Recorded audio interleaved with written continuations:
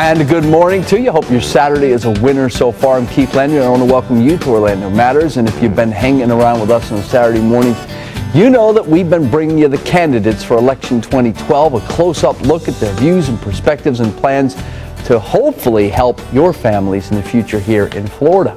Congressman Daniel Webster running for re-election in District 8, a Republican from here in Central Florida. How's everything going? Things are great. Good to have you here. Always a pleasure. So we have a big vote this weekend. The Greeks voting on their future in the Eurozone because of their huge, massive budget deficits and debt. And what are you watching this weekend on that?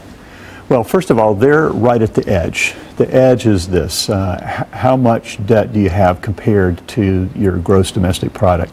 Theirs is 152% debt compared to their gross domestic product. That's right where you collapse.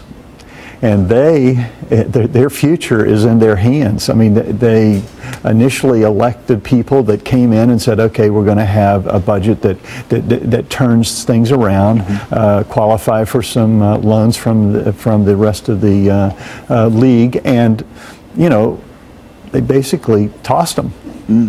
Scary, sort of. So now, you know, the question is, are they going to stay there? But I think that's not the real question. The real question is this: are they going to head and stay on a path that basically collapses their economy?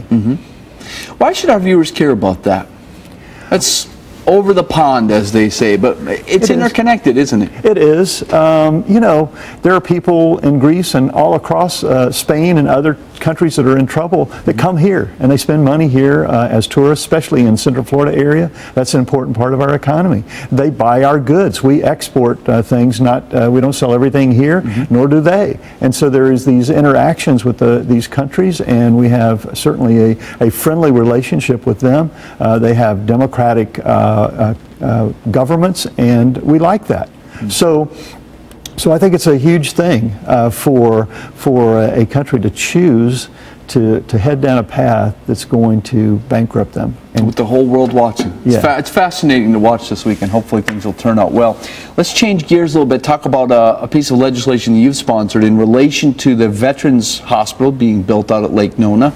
And you've had some concerns about how some of those things have been handled. What are your concerns, and what is the bill you filed, or the amendment?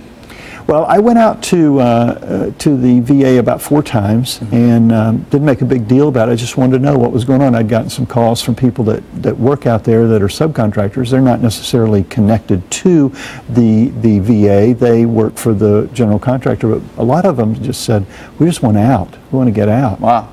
At a time when there's almost no construction work, people are saying we want out. Wow. And so I became concerned. That's when I made the visits and saw that the project was delayed. A lot of the scheduling problems were the VA's problem. They had not made selections on equipment and other things, and it caused huge delays in the project.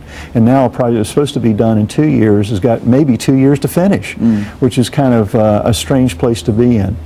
Did a little checking. I felt like, well, maybe we should start at the top, make sure that the people in the top, I'm talking about in Washington, D.C., that are running these projects, not just here, but there are 3 other major VA hospitals being built, lots of smaller clinics being built, $15 billion worth of construction.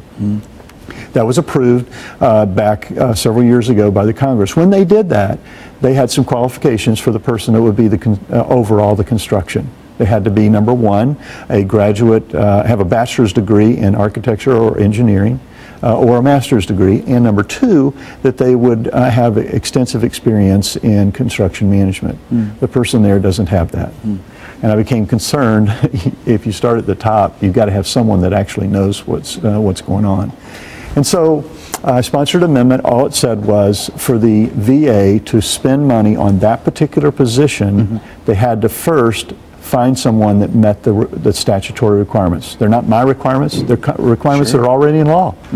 And then later I wrote the secretary and asked him, that budget takes effect later on in September, at the end of September, couldn't we just do it now? Couldn't they just meet those find someone that met those qualifications, maybe push the reset button, start all over, and get these projects back in line, and try to cut our losses as far as the money being spent and the overruns. But I think there's even a bigger part to that. There's the taxpayer and overspending and delays, but the delays also affect our veterans. They've been, it's not just been the last 4 years. This has been a way long time, decades, that they've been waiting to get this, and it's been kicked around of where it would be and what it would look like and so forth, and finally it was settled on. It was going to be here, it was going to be out at Medical City, and everybody was happy, and in order to get them service, we got to get it done. And they deserve it after the sacrifices they made for the country. All right, we're going to take a quick commercial break here. We'll squeeze that in, and we got a lot to talk to you about still here on Orlando Matters, so bear with us. And folks, come on back. Orlando Matters continues after a quick break.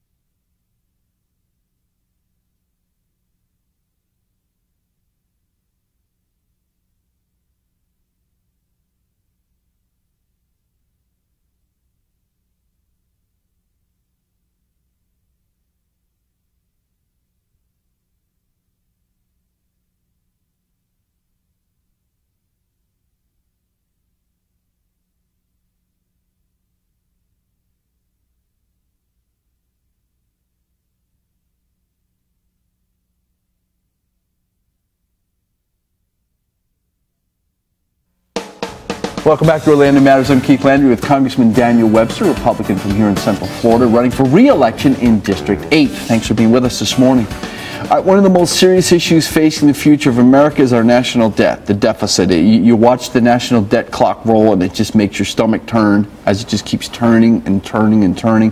I guess we're approaching $16 trillion in debt. You've been talking about this, ever since you were sent to Capitol Hill. What are we going to finally get done about this? What's going to take to get something done? Well, I will tell you this. I was somewhat encouraged by a couple of things that weren't really reported that much that happened in the last couple of months in Washington, because there has been a disagreement on not only how we solve the problem, but even if the problem existed. Wow, and that's scary. In that, there's just people turned their back on it and said, okay, we're not going to make any cuts, we're not going to do anything, we're not going to make anything happen. We're just going to keep on.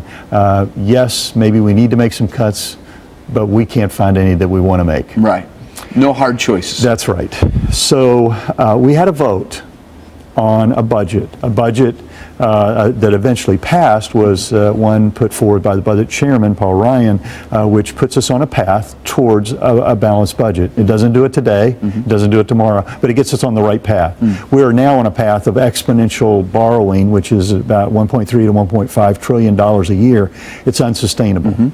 That's the president's budget. He issued a budget that had another $1.3 trillion in it. That budget came up for a vote also. There were several votes. There were maybe 8 different budgets submitted. One of them was the president's. It failed 414 to nothing in the House.